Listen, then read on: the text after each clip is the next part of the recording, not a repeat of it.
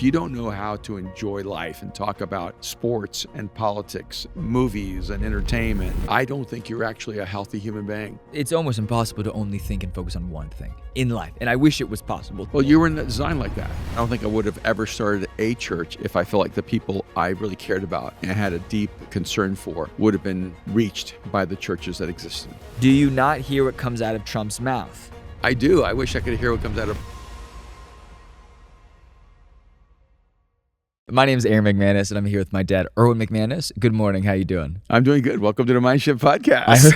I heard you risked it all in the Tesla. You only have 25 miles left. Well, I was trying to come over here, and I charged my Tesla in the garage. But my wife, Kim, doesn't really understand that I need that spot, so she keeps putting boxes there. Yeah. So my Tesla's down into the red zone. So I was going to grab my Vespa, because I have a really cool little Vespa. Yeah, you're welcome, by the way. Yes, thank you. That's why I have one. Yes. And then I went to get it, and she had put the keys in it and left it on, so the battery was dead.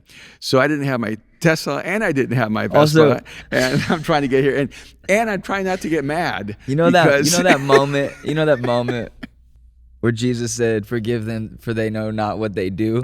Yeah. Mom knows what she does. Yeah. She knows you need to charge your. I just sent her a little voice message. Oh, you did? Yeah, just saying. You may not always think through the implications of your choices and decisions, but I want you to understand how they affect me as I'm late to work. Mom is great. Mom just gets focused. Mom gets focused. Shout out to all the moms out there. Also, I feel the need to just shout out the Midwest for the next few episodes, because we love you, Midwest. We love Iowa. We love Chicago. By the way, I think University of Michigan is one of the best universities in the United States. We love Michigan. We also love Michigan State. We love all of the things up in the Midwest that are way too cold in the winter. Indiana, we actually know you were there. We now love with Minnesota. Caitlin Clark. We love Indiana because of Caitlin Clark. Although right. she lost to Angel Reese. But it was a well played game. But I'll tell you, the difference there is when Angel Reese lost last time, she blamed on the refereeing and people get special whistles. When Caitlin Clark just lost yesterday, she said, they did a great job. We just have to play better. We have to, execute better.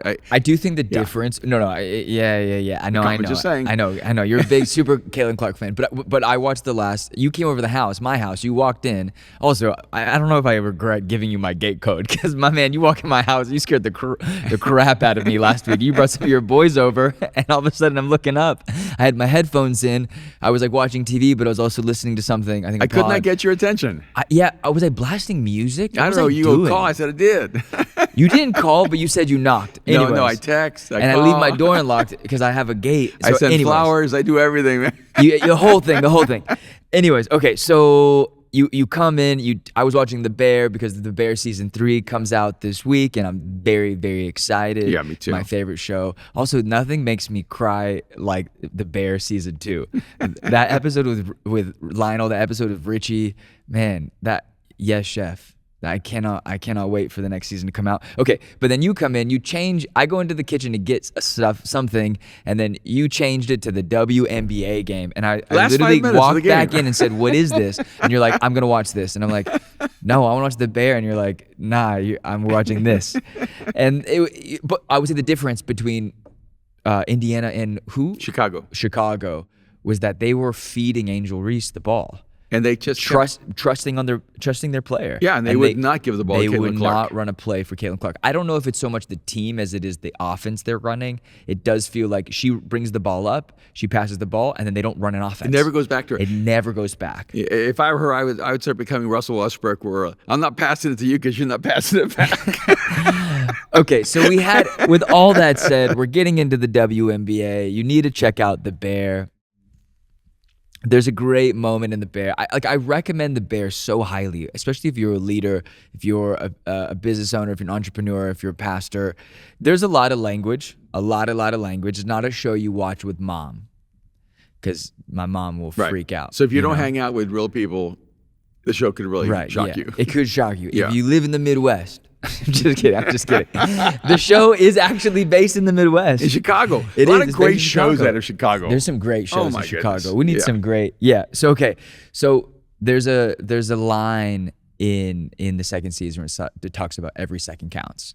And just this idea of urgency. And I really, really love that. That's for another episode. That felt like a shout out to Will Guidara. I mean, absolutely, Yeah, Wogadar. I mean, in one of the episodes in season 2, Richie's reading Unreasonable Hospitality. Oh, that's right. Which to this day, we need to put out a book list of like our classic books that we've always loved, and then the books that we've come to know in the last like couple years.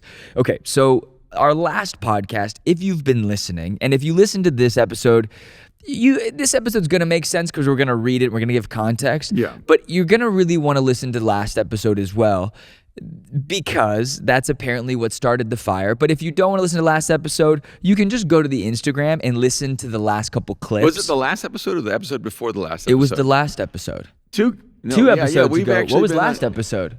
We've been on a little bit on a roll. Okay. Yeah. Oh, because we touched on it 2 episodes ago, and then we really went in on it last episode. Look, I'm going to say 1 or 2 things.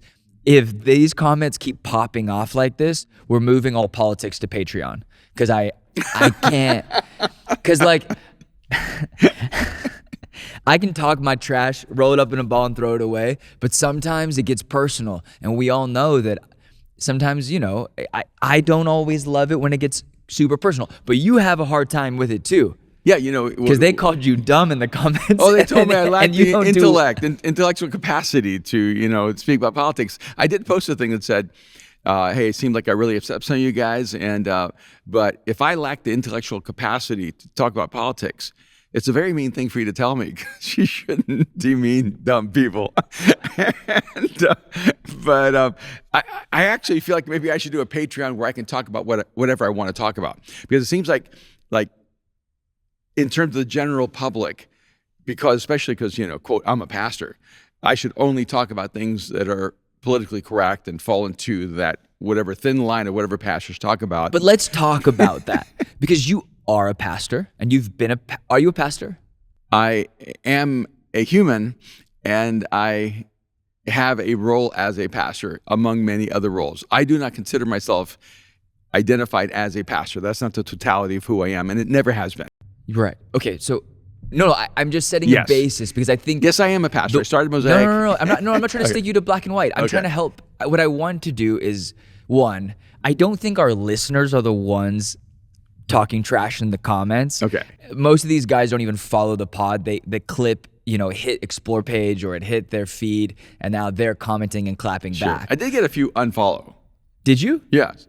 What do you mean? Like comments that said unfollows? Yeah, unfollowing. The good thing is that Austin's very good at his job, and you get more follows than you do get unfollows, and you have a steady growth for the last year and a half. We actually need, me and Austin have been talking about, we need to release how we've grown your Instagram 150,000 in the last, organically in the last 8 to 10 months. But I'd love to hear in the comments.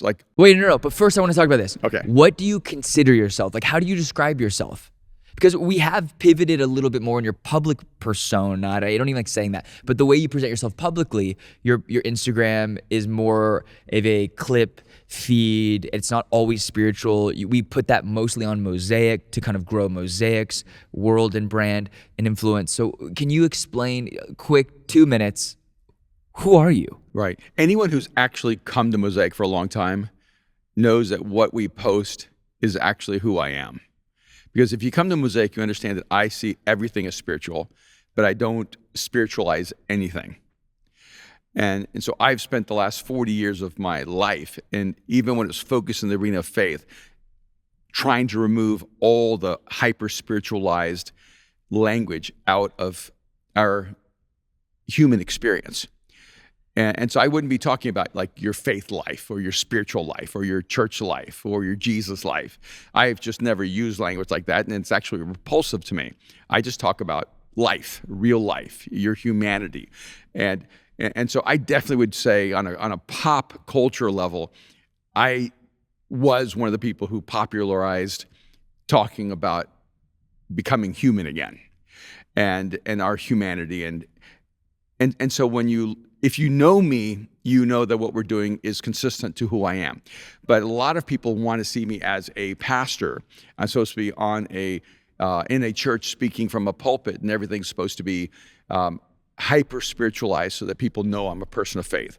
And I've always found that to be disingenuous, superficial, and obnoxious. Okay, so I'd like to go back to the question that I asked, because you have been You have been in a place lately, and here's the thing, right? We've been on a journey because I think in the beginning our tone was our rhetoric and our tone in our relationship is very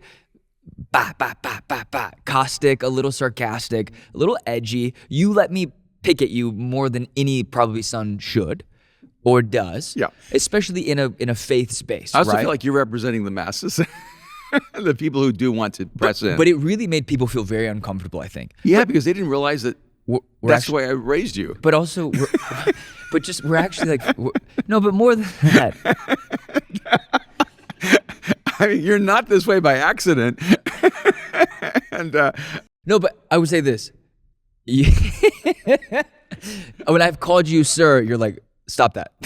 yeah. When I've been highly, because I went and worked under Carl in New York and Right, you came back calling me sir. Yes, and I think it was a good thing a little bit. Like I think just because his southernness taught me a lot of manners in that culture. But also it was very much like mom. Mom was very much, you call everyone sir, ma'am. Yeah. If your friends' parents tell you to call them by your first name, you still call them by the last name. Yeah. And you smile. Like you just don't. Yeah. You don't play into the casualness of Yes. of the West Coast. And so there was that level of that. That's right? why you still call Austin Mr. St. John. That's why I call Austin Mr. St. John. No, but okay. Anyways, so this. Now answer the question, because you've been in this streak where I ask you a question, you tell me everything but the question, the answer that I would just am hoping Yeah, to but get. when you read the 7 frequencies of communication, you'll understand why I can't answer your questions. Go ahead. I'll do my best. Go ahead. Ask the question. Who are you? How would you describe yourself? Give us a 60-second bio, please. Hello. No, my name is Erwin McManus, and I'm a philosopher. And I spend my life examining truth, searching for wisdom and the meaning of life. And in my philosophical search, I've had a life-changing encounter with Jesus Christ, which impacts the way I unwrap my philosophy of life. But I see no domain or arena of life as an arena that I'm not supposed to examine. Because as someone who was a philosopher long before me, the unexamined life isn't worth living. And, I spent my youth... Okay, so wait. No, those 60 seconds. Okay. Where does faith play into this? Because for the last 35 years, you've been a pastor or someone who speaks inside of a church. You've started churches and you spoke on stage. So most places in the world, they would consider that a pastor. What do you consider that? Yeah, I consider it as an expression of my faith, calling, and gifts and talents. And I went to church when I became a follower of Jesus before I ever started a church. And I don't think I would have ever started a church if I felt like the people I really cared about and had a deep concern for would have been reached by the churches that existed. So I didn't think of myself as this is what I'm supposed to do.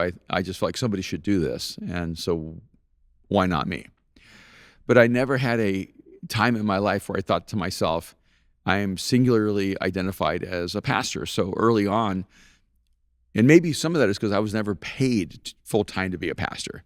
Like I always really brought my own resources ever since I was in my 20s. And so maybe that's the difference. I was never hired where someone went, you're the pastor, here's a full-time salary, this is your life. For the first 12 years, I never made more than almost like $12,000 a year, $16,000 a year. So I always had to work outside. So I never had that singular mindset. And I was an urbanologist. I was a social anthropologist. I worked as a futurist. So I always had another identity too. And I know that's hard for people to understand. But also, it's harder for people to understand because I think they see the life you live now, right? And you really have changed a lot over the decades, right? Mm-hmm. Like yeah, I grew constantly changing and growing. I grew up inner city adjacent, right? Because you worked in the inner city in East Los Angeles. So every day, and also back then, I talk about this with my buddy Kevin Hoist. We laughed. We're like, we would go to church like 4 nights a week. Yeah. Like church was 5 nights. Like every night. So there was a meeting, there was a group, there was a Bible study, there was a prayer group, there was a thing, So it's very, I grew up in a little suburb outside of LA, but it was also, we were in East LA every day. Yeah, that was not inner city adjacent. That was inner city epicenter. Yeah.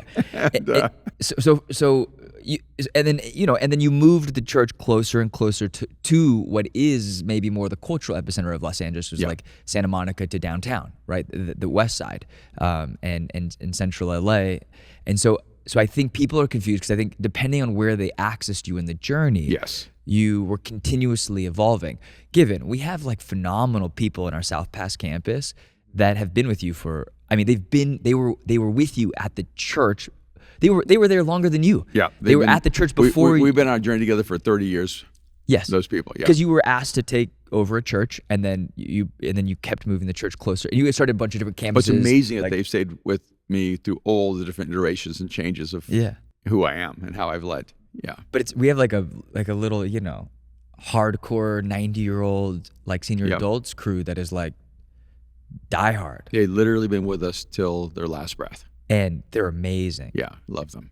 Anyways, so there's a journey, right? Yeah. And so I'm always baffled when young people can't figure this out, but then we got the 90-year-olds who are like no sweat off their back when things change. Yeah. No sweat off their back when their breakfast meeting changes and they have to like adjust a room. Like they're so adaptable. And I'm like, how do you keep that elasticity of like the mind? Yeah. And then young people are like, well, you're not a pastor because you're not saying Jesus and emotion and this kind of this maybe aura that is very common and expected across like the pastorship.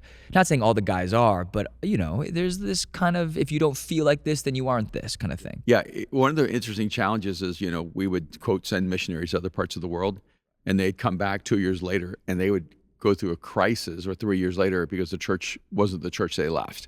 But that must have been really hard. And I understand it because the church they left was their anchor, and in their mind, they're supposed to go pioneer, but we're supposed to stay the same.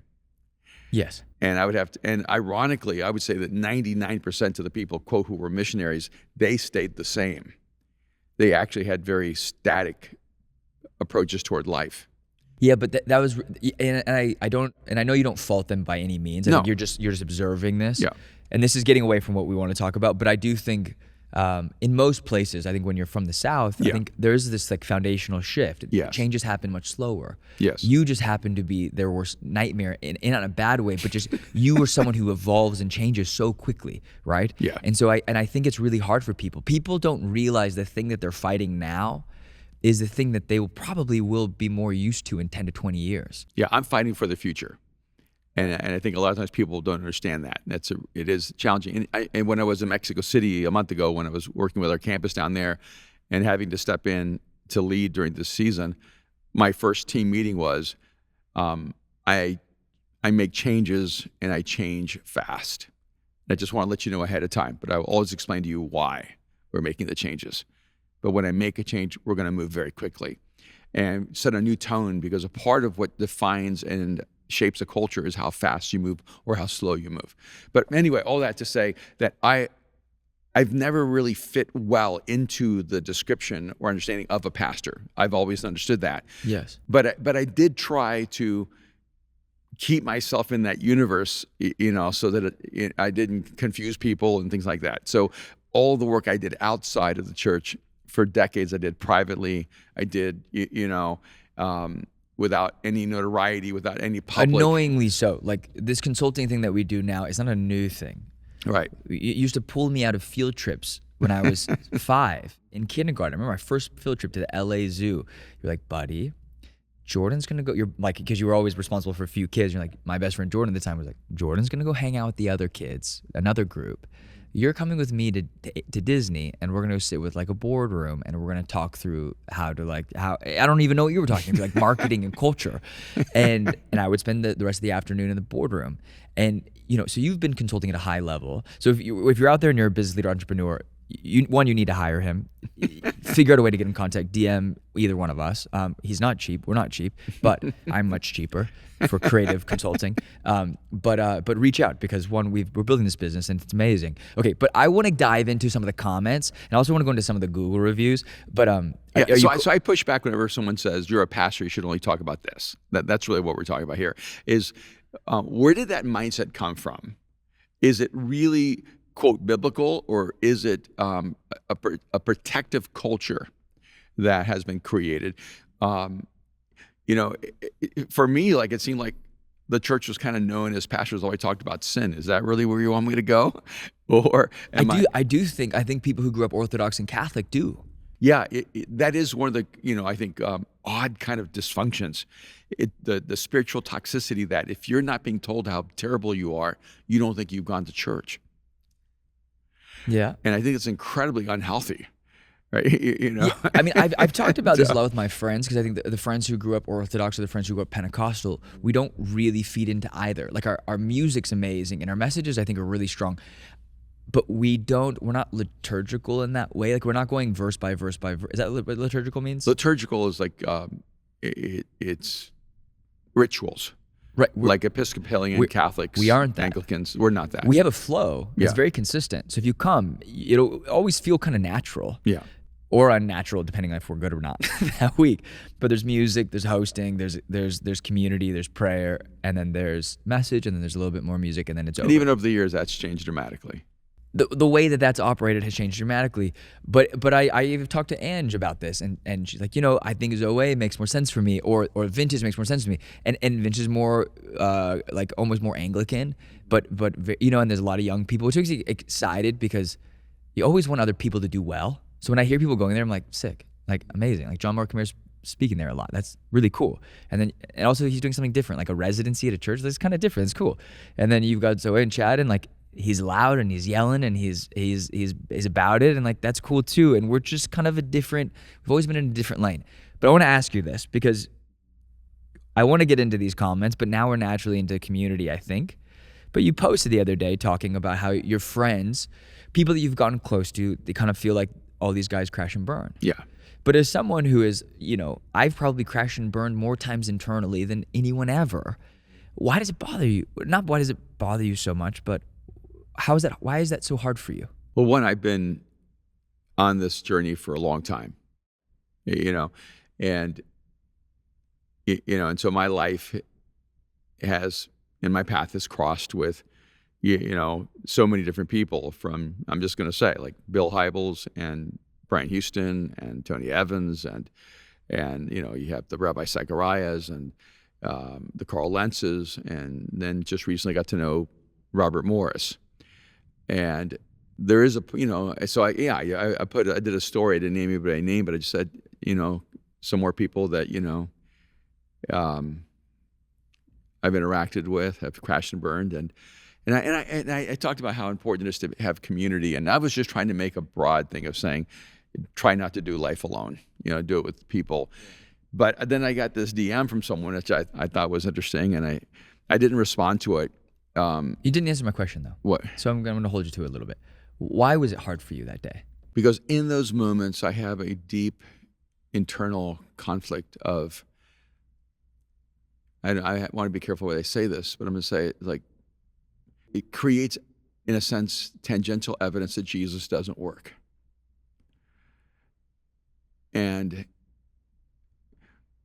Or our Christian culture doesn't work.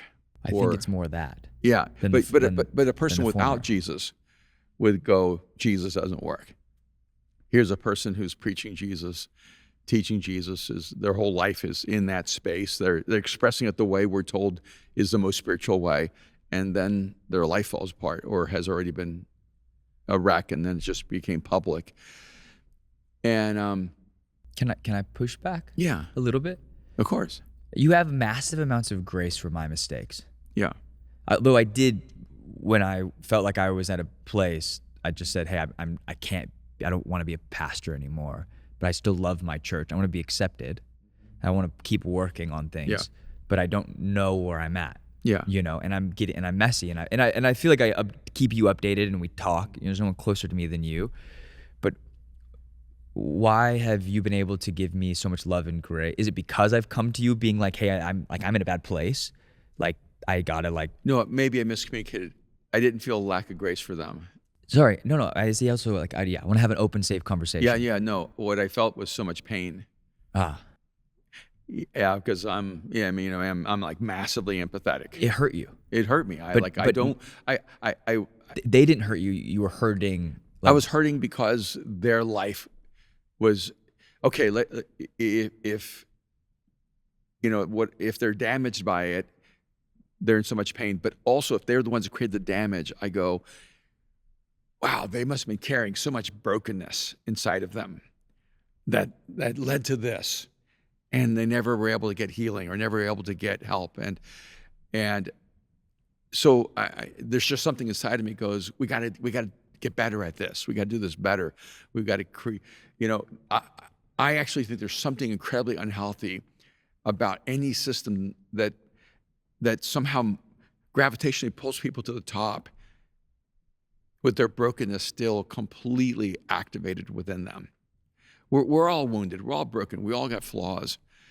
But when you're having to live your life hiding the damage, there's something really destructive about that. And so I just felt really sad. It wasn't necessarily rational. I just felt sad. No, that's where Yeah, thank you for opening up about this too, because so it wasn't out of judgment. Oh, I have no judgment. It was just more out of, I guess I'm just trying to understand, because I know that it was a hard day for you. And I called you and I said, hey, I know this is hard because I know you love this. I know you love these guys. Because a lot of these guys, because we're very isolated sometimes. Like shout out to the guys who really really like go above and beyond to reach out and stay connected to us. Yeah. Because we have amazing guys who do. But a lot of these guys, you were in the orbit, or in the same ecosystem, but you weren't necessarily close. Yeah. You become close in different seasons. But yeah, I've never had a close relationship with any of the people I've really named. Yeah. But we were all in the same world. Yeah. So friendly enough. Yeah. And I can tell you, there's others even I could name that I've actually sent them private text before the world's crashed, saying, "I know your world's not okay. Yeah. And I'm here if you need help, if you don't have anyone you can trust." And I've sent texts to people who did crash publicly and had horrifically embarrassing, shameful crash and burns. And I've sent texts to them and said, hey, no judgment if you need someone to talk to, if you need someone who can just be there for you. So no, for me, there isn't any judgment. I know. I just want to I don't want to be one of those guys that tries to access you when you have something to give me. Yeah. And then forgets you exist when you don't have, quote, anything to offer. Yeah. And so in both cases, I've tried to show up before they crashed because I could see what a downward trajectory. I could see what others couldn't see, and I'm going, can't you see this person is really broken?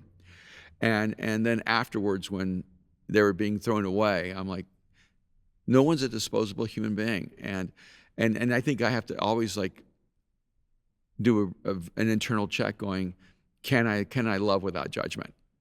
In that sense, and without be judgmentalism, at least, I can have judgment, but I shouldn't be judgmental. And I try to be that. So that's why it affected me. But then I get this DM for this person. I'm going to read it. Talks for talking about this, by the way. We don't ever talk about this stuff. No, and it's not easy. Like we like perpetuating. Like sometimes we'll perpetuate politics, and we'll talk our trash, or we'll talk WNBA, or we'll make I talk about the Midwest. Yeah. But that for us is in like good-natured fun. It's not in us being, even sometimes we misspeak, but I hope people do understand that we have high reverence for people and respect for all presidents. Like I posted on my story, or the Mindshift story, of like, guys, you got to watch the episode, because we dog on both candidates, and we like honor both candidates. Yeah. But okay, go for it. Read us the message. So, I got this from someone named Kathy, and Kathy, and she says, so I did this story, and I said, hey, I just want to encourage you to find community, and to connect with people, and I even mentioned, I think one of the great gifts we have in the arena is that, there's a community that's being developed, not just about information or learning. Yeah. It's about connection. And she goes, community or Jesus, ? I'm so concerned about these words you're espousing. They are beautiful words, but what happened to the community of believers? I still think it is here, but getting more and more undecipherable. And then she has a crying person emoji, crying for me and my loss of faith. And was it a laughing emoji or a crying emoji? Crying emoji, like a person with a teardrop. Okay, so shout out to Kathy. So so I didn't respond because we're responding now. We're responding now because Kathy's assuming that these people didn't have Jesus. That's a long message. I can see it. Yeah, but all these people did have Jesus, do have Jesus, And so when you're going, as a community of Jesus, and going, well, no, this is the problem, is that all these people actually not only had Jesus, their entire lives were about preaching Jesus. And we have to acknowledge that, A, it wasn't enough. And however it was structured, it didn't make things better.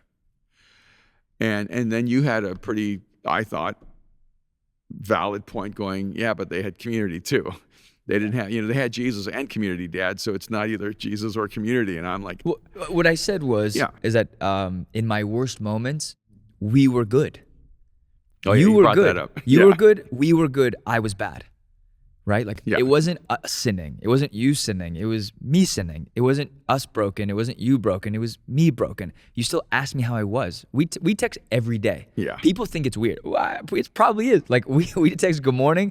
Usually in 99% of our worlds, even when I was in London for the 2 months, hey, good morning. Hey, good night. Like we always check in. We're always kind of, and I texted you when you posted the story, you always have me to talk to.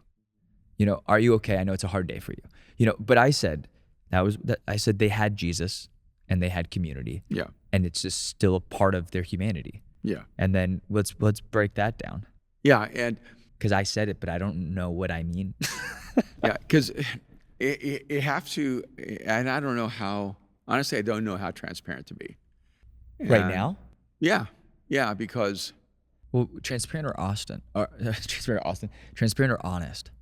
well, I'm always going to be honest. I'm not always going to be as, Sorry, I may mitigate my transparency. More what I meant was, are you trying to...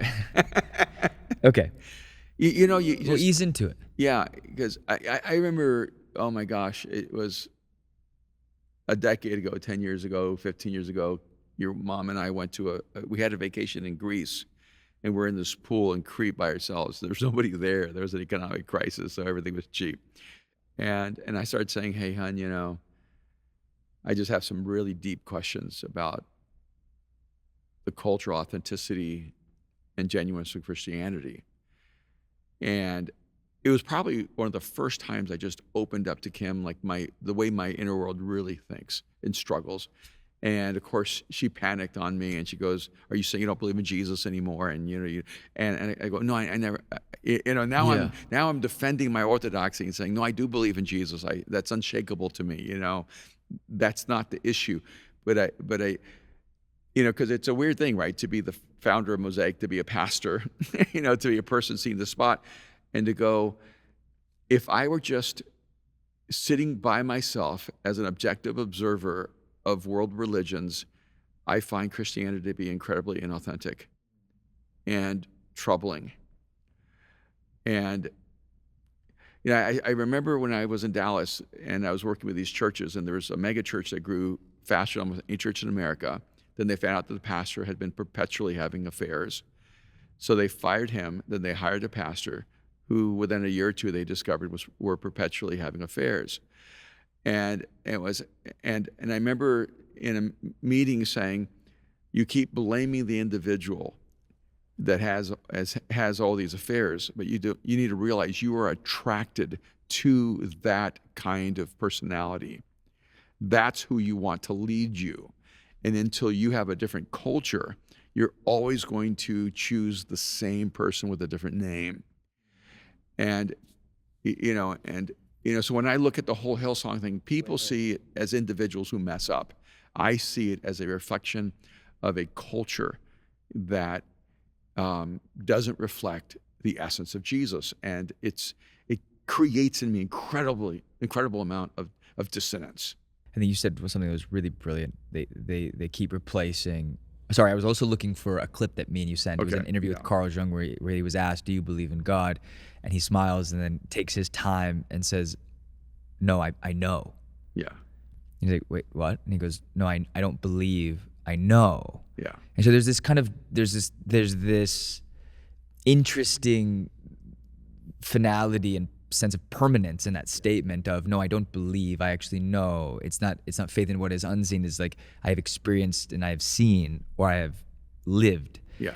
And he's older in that quote, in that interview, and it was cool because they recolored it and remastered it. Yeah, It's I black love and that. white. Yeah. But you said two things. One is the culture. They replace one guy with the same guy. because it's the same culture. They need to change the culture. And then we talked about Hillsong, and Carl Lentz did, and Laura did a podcast. I think they have 3 or 4 episodes out, and I thought it was really interesting. You know, I interned, or not interned.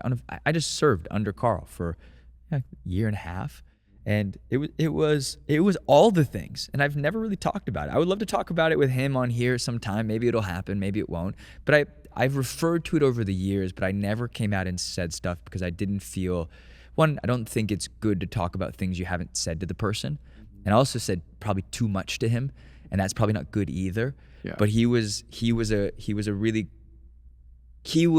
messy, but he was able to deal with my mess.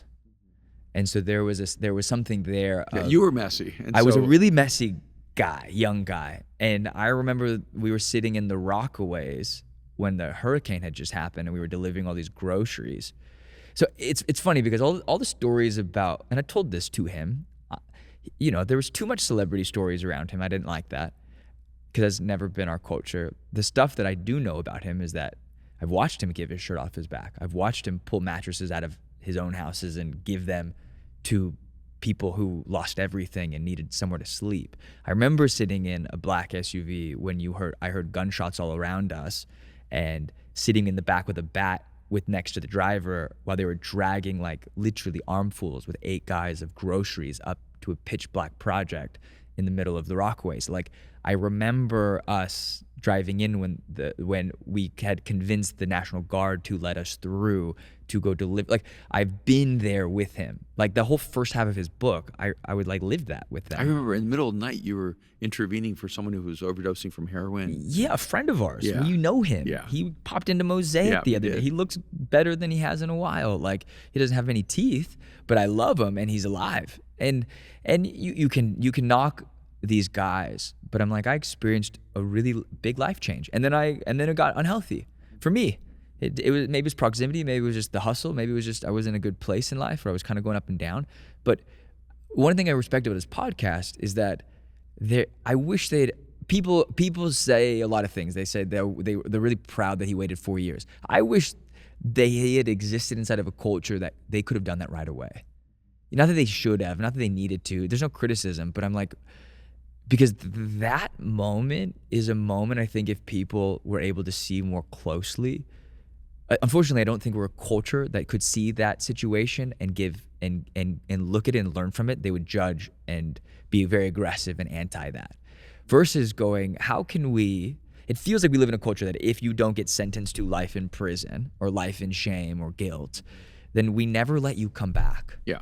Right? Because we all love these stories like Homeboy Industries where and I was working at a boxing gym in New York, working out at one, where all these guys are ex-felons because the owner was an ex-felon and he hired all these ex-felons and these guys who've been in juvie and these boxers who were gritty in New York and giving them second chances. And everybody loves that story.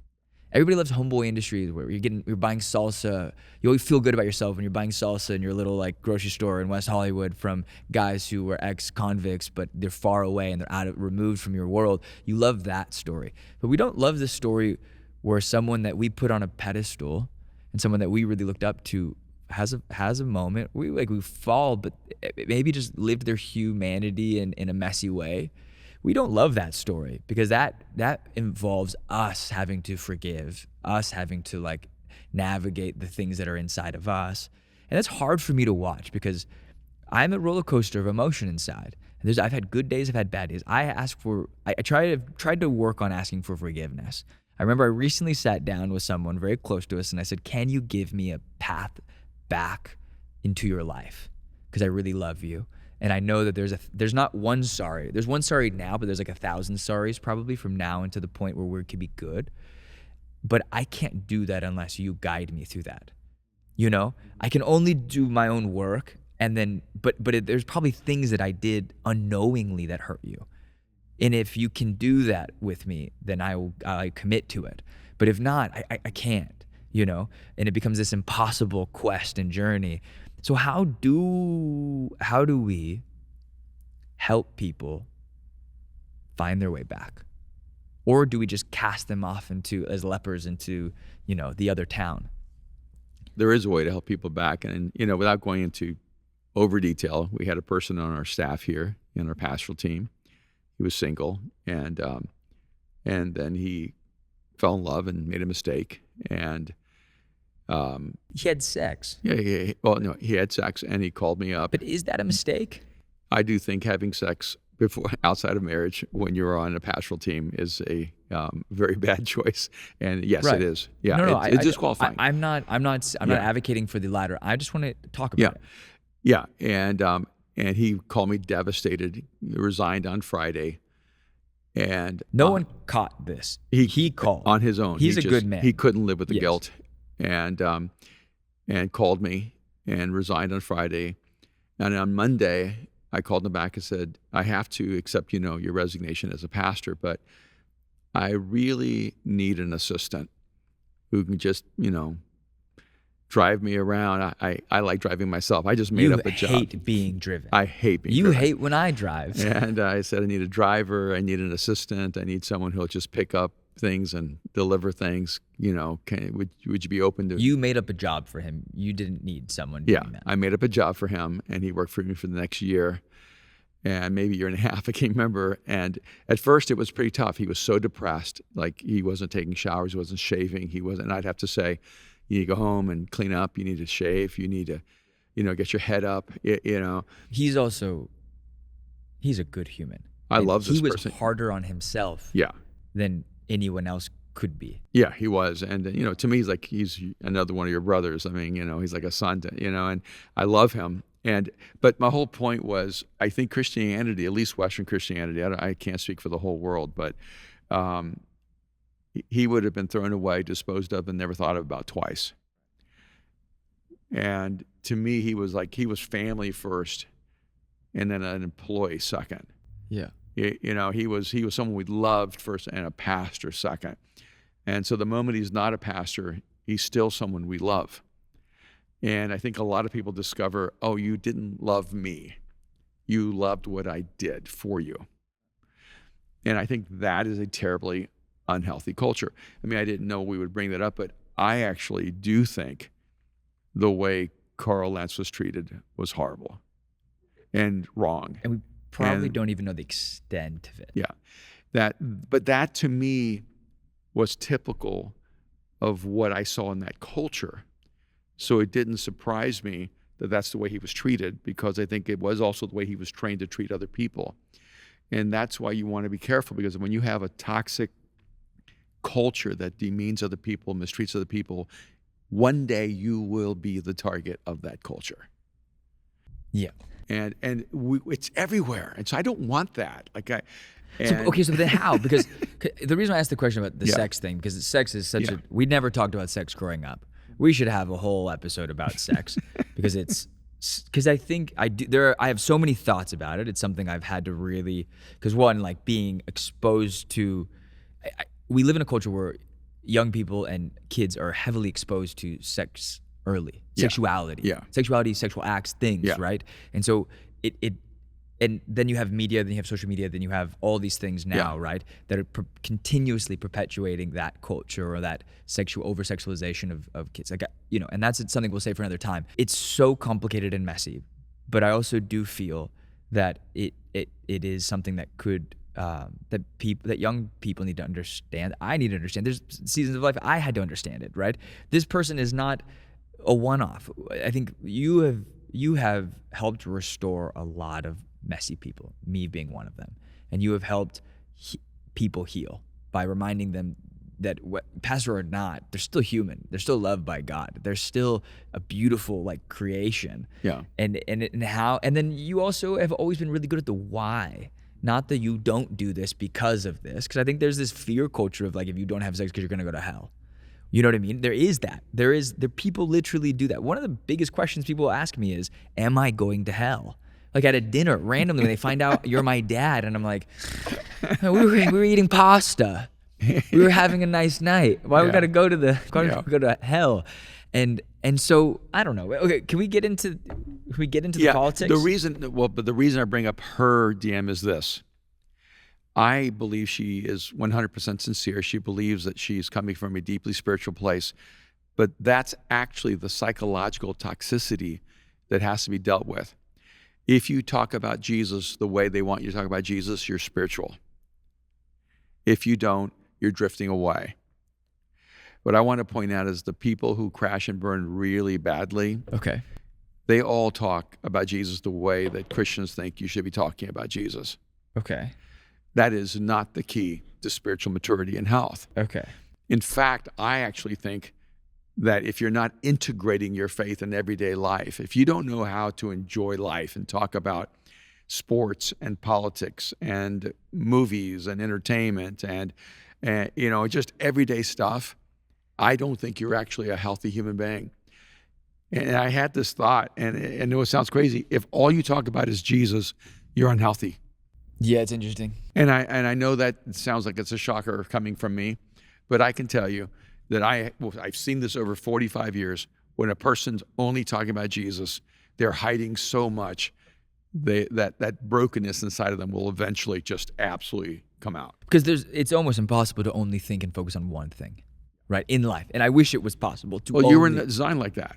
You're not designed like that. We have thousands and tens of thousands of thoughts every day, right?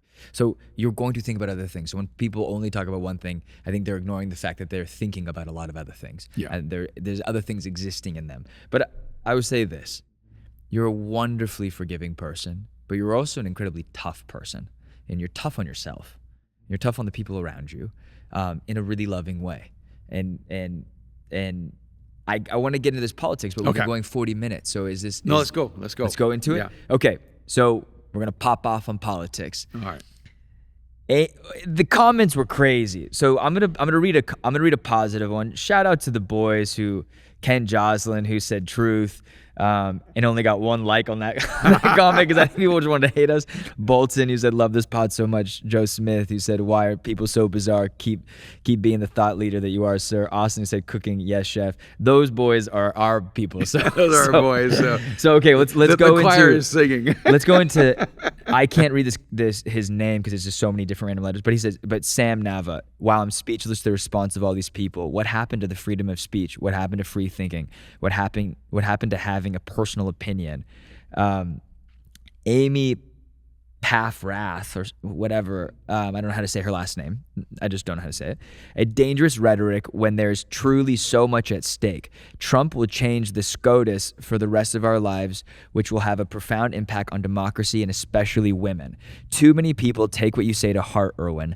I lost a lot of respect when you went on your son's podcast, interesting, criticizing people for getting the COVID vaccine. I don't understand you using your platform in this way. Wow, that went deep. That got a lot of likes and then a lot of comments underneath. Anyone who actually thinks that the COVID vaccine was a good idea is trapped in the pandemic. I'm sorry.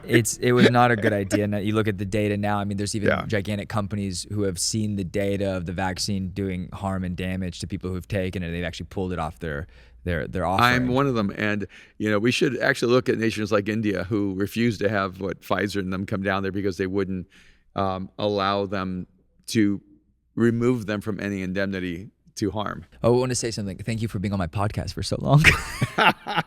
I'm just honored to be here with you. I did respond to her. I said our podcast with an asterisk, and what a grotesque overstep, attempt to belittle his voice with his association to me. People attack our relationship because I am not on your level. Anybody who thinks that I think that I am, I'm not.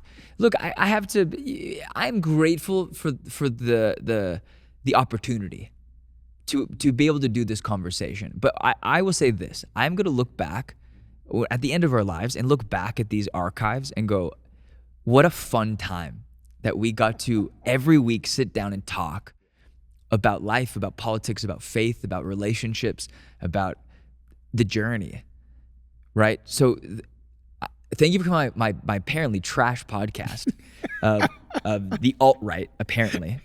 And OpenAI is probably going to destroy my quote. So Austin, make sure that doesn't happen like the last time where it said I was coming out. Right, Aaron McManus. One person said, huh? The other person said, trite. Another said, disappointing. Good point. Didn't realize you had so many liberal followers based on the comments. One guy said, nope. One guy said, this is absolute horse. SH, blah, blah, blah, blah, blah. One lady People's Instagram handles are wild. Simple path to joy. Go socialism. Go Bernie Sanders. And you said never. And I said never. And then she said unfollowing. And I said already removed you. And then, Which I don't think you remove someone for disagreeing with us. No, she didn't follow you anyways. Okay. But then Dating with Kathy commented, I lived in China 7 years. Socialism is just communism with lipstick. Sorry. Move to Canada and give up your citizenship, then don't come crawling back. Well, that was a response to the other person. Yeah, that's not Okay. my opinion. That's Okay. Dating with Kathy. Dating with Kathy seems very interesting. Ben said disagree, and I responded and said we fully accept that. Yeah. You're allowed to comment. You're allowed to disagree. I actually really enjoy when my friends call me up post episode and go, all right, this is what I don't agree with. I love that. I called you after listening to a Simon Sinek episode that was phenomenal. The guy, I think Scott Galloway, an NYU professor and like multi 9-figure millionaire. And he said, we were talking about how healer frequencies disagree. And Simon Sinek is obviously a healer frequency, which is a part of your new book. And I said, I think this is how they disagree. Instead of saying, Scott, I think you're wrong, he said, I don't believe you. And it was such a great... Didn't he say, I don't know if I believe you. Yeah, I don't know if I believe you. That's what he said. I mean, if he doesn't know, Right. who would know? Right. No. It was actually, he said, I don't know if I believe you. Yeah. And I'm a big fan of Simon Sinek. Yeah. I've watched Just such a kind way to say, I don't, you're wrong. Yeah, or what you've said hasn't convinced me to side with you. Yeah. Right. Betsy said, one of my favorite episodes, I listened to it twice. Wow. And Brian Dallas said, ridiculous conversation. Wait, I got to get to the hateful ones. You are so off base, my friend. Rethink that one. Who is friends with the Russians? Yeah, that was weird. We got you are whacked. I do have Russian friends. I wasn't sure how to respond to that. Do you not hear what comes out of Trump's mouth? I do. I wish I could hear what comes out of Biden's mouth. Dad. That's why we can't have friends.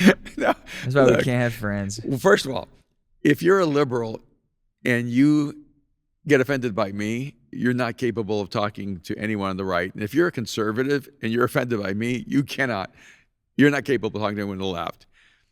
Because I am so agnostic. And when About it comes, in terms of political parties, I care about issues and I care about observations of reality, and we should be allowed to make those observations. Brian Dallas says this, teach Jesus. Teaching about defending Trump's poor behavior is truly out of your scope of any intelligence. You have zero clue about what you are talking about, unfortunately. How do you feel about that? Well, I mean, I feel this Dr. Jekyll, Mr. Hyde thing inside of me. Okay, makes me nervous. I go, one side of me says, I feel so bad disappointing you as a person. I don't want, to reflect Jesus badly since you connect me as a pastor. And the other part of me is, I would feel very comfortable matching my IQ with him. I would feel very uncomfortable in that situation with you and him because my man would not look very good. It's just usually when someone's attacking your intelligence, they're just not a very intelligent person. And so it's not that I have a high confidence in my IQ, it's that I have a pretty high confidence in his low IQ. But that's a very liberal move. It is. You don't understand this because you're dumb. Yeah. And I'm going, hey, I may be dumb, but I think I'm probably a little less dumb than someone who sends that response. Okay, Adam Crow said, the old rule of confession through projection. Are you corrupt? Well, I think he's actually describing the Democrats saying that Trump is the end of democracy. He's not saying that about us or me. Oh, okay. Yeah. He's agreeing with us. We aren't a democracy, we're a constitutional republic. Yeah, but it's so funny. That's like one of the talking points that all the conservatives are giving people right now on the MAGA side. So I'm going, yes, wow, you caught me. But that's all over TikTok, all over Instagram, all over social media. So it's not like you just woke up with this political intelligence that says, we're a constitutional republic. Yeah. So, Yeah. explain to me if you know what that means, and then we'll have a conversation. There's also a bunch that I just don't want to go into. Okay, so how do you feel about? So one, should we? I did actually delete one comment because this guy didn't follow either one of us, didn't follow the podcast, and he was this pastor kind of trying to. Sometimes it just feels like people are trying to, they get Twitter fingers, or they get, they just comment weird things, and they're trying to shoot above their weight, and they're trying to get followers, whatever it is. But he attacked your position as a pastor, being able to have these conversations about politics. We talked about this at the opening of I missed that one. Yeah, I sometimes will delete one or two that I'm just like, I just don't want to give certain people platforms. Yeah. I like when people get into it with each other, but sometimes guys just annoy me. So here's the deal, and I know people get all crazy about deleting comments, but it's my Instagram, I don't really care. How do you feel about having an opinion as a pastor? Are you allowed to have one? Should you use your platform too? Where's the healthy line to draw there? I hate when pastors use Sunday and that platform to advocate a political position or party. Like, that's never been Mosaic, never been my approach. No. And I do not think that you should be propagating a political agenda from the pulpit, like if you use the pulpit as a symbol of Sunday in church. Given that, if you have a platform that is outside of just your role as a pastor, you should be able to talk about anything you want. And so I know it's tricky, and I've always tried to handle it pretty carefully, throughout my life. But there's a certain point where you start feeling like, wow, am I not allowed to be a thoughtful person? So on the right side, on the far right, I don't know if anyone's irritated me as much as Charlie Kirk. And, he gets up there and goes, if you're a pastor and you haven't dealt with these, don't talk about whatever political issues, you should resign right now. And I'm like, you're like some punk kid. And no, I know you don't want me to say that, but I'm like, I just was so irritated by him and trying to tell pastors that if they're not involved politically, they should resign. And so But he's not a pastor. I know. And I don't even think he's a politician, is he? He was just kind of he's a podcaster, TikTok guy, YouTube guy. And the reason I bring that up is because I hate that. I hate people trying to go, if you're a pastor, you should be advocating the right because the left is evil and things like that. And at the same time, I hate when people try to say, you're a pastor, you're not allowed to have a view on politics. Look, if you're a pastor and you really believe something profoundly and deeply, I get that you need to state that. I just think that church is a movement of Jesus, and you're supposed to be helping people connect to God, connect to Jesus, have a life-changing experience with him, teaching them how to live their life out through the scriptures. That's what church is about. And church isn't about trying to turn Democrats into Republicans or Republicans into Democrats or getting people to vote for your particular agenda, even if it's an appropriate belief system. And once it's political, to me, when you use Sunday for that, you're saying to people, you can only come to Jesus if you're a Republican, or you can only be, and to me that's absurd, and actually unbiblical. And on the other side, I'm glad Christians are running for office. You can't come to Jesus if you're a Republican because they're already Christians. Yeah. There you go. But on the flip side, it's like, do you not want people who love Jesus running for office? Yeah. You do, and but whenever they are then like just preaching Jesus from a political pulpit, I'm like, you're really ruining your chances of really having an impact, because now you're just singing to the choir rather than intelligently dealing with issues in the world. So I think it can be bad on like both ends of this. What's so ironic is that that when you were a little boy, you were part of a black church, and Meaning you had been a part of starting a black church. I was in pastor of a South black church for like Dallas. 10 years, in South Dallas. And you handed it off to a young black pastor. Yeah. When you went and started second church. Yeah. And he's still the pastor. He's still the pastor 40 years later. And he's purchased a ton of properties in South Dallas and That- built this into an incredible transformational work. He's amazing. But because I was in the black community for so many years in terms of the black church, politics are a natural part of the church in the blach church across America. But the history of that's so unique. Yeah. Right. Every black church I know of is highly political. And so when people say the church shouldn't be involved in politics, what they really mean is the white church shouldn't be involved in politics. The emergence of white churches, evangelical churches being political, kind of began to develop around the Jimmy Carter era. And so it's a pretty new phenomenon. But when people say churches should not be involved in politics, they mean white churches. Okay. Because the black church has always been political. Not painted white like our church, because we're not a white church. Well, our building is white. But you essentially, yeah. what they mean is anyone, a non-racial church, like a multicultural Yeah, white church. yeah, mainstream church, and that is dominantly Caucasian. And so we have to realize is that when we say these things, we actually don't even mean it fully across the board. And to me, if it's appropriate to be political in the black church, it's probably appropriate to be political, quote, in the white church. But I don't think it's appropriate neither, to be honest with you. You would not call Mosaic a white church. Never. Mosaic is an anomaly. Mosaic is a unicorn. Mosaic is what the future should look like. Mosaic is diverse. The whole world comes to Mosaic. And I think if you're white, you're in a minority at Mosaic.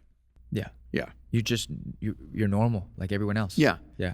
Yeah, Which is and cool. I absolutely love that. But you're making Yeah. a point, and I think the point's Yeah. really strong. And I think, obviously there's a history as to why politics and cultural issues are very dominant in black church. Right, because it's the only place they were allowed to meet without the slave owners. Yes. Where they were, it could actually have Yeah. their own space Yeah. to have cultural conversations. Yeah, and so for me, it always made sense.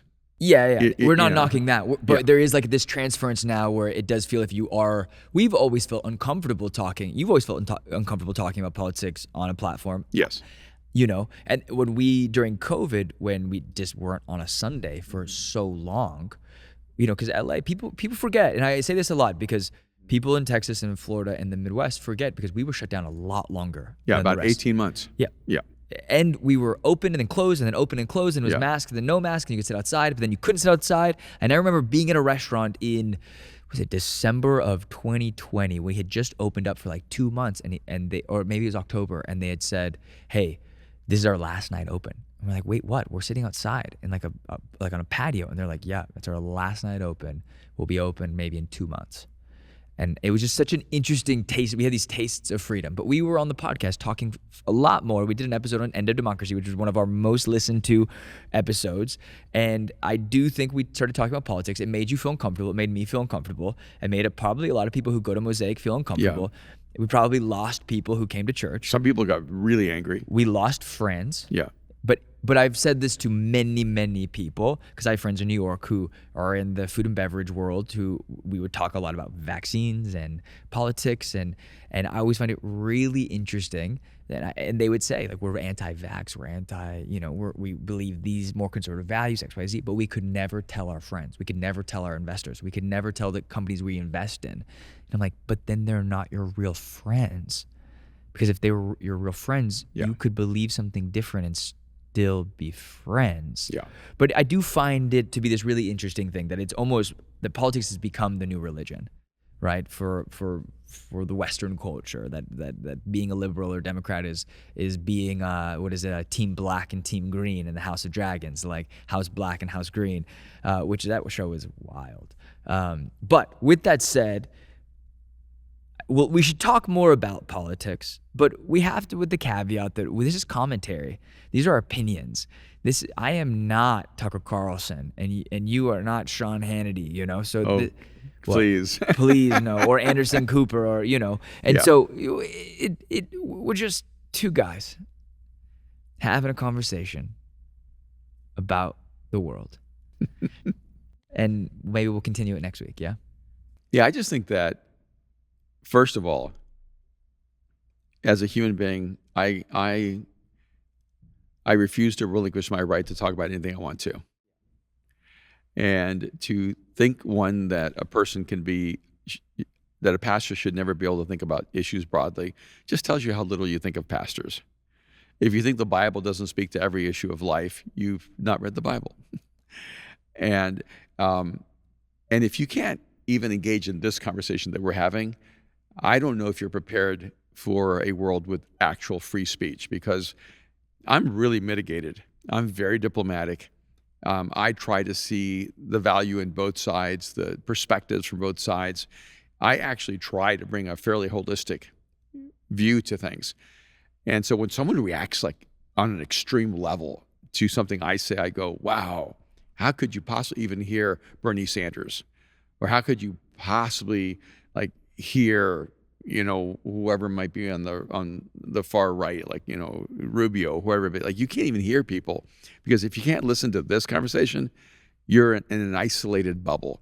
I think it's really important to develop the muscles of learning how to listen to people who disagree with you and respecting their perspective, understanding it in such a way that you could communicate it back in a way they say to you, you understand me. You don't agree with me, but you understand me. But with that said, well, I'll see you next week. All right, Jump on here this we go. podcast. Thanks for doing this. I always love doing it. Hey, love you, bud.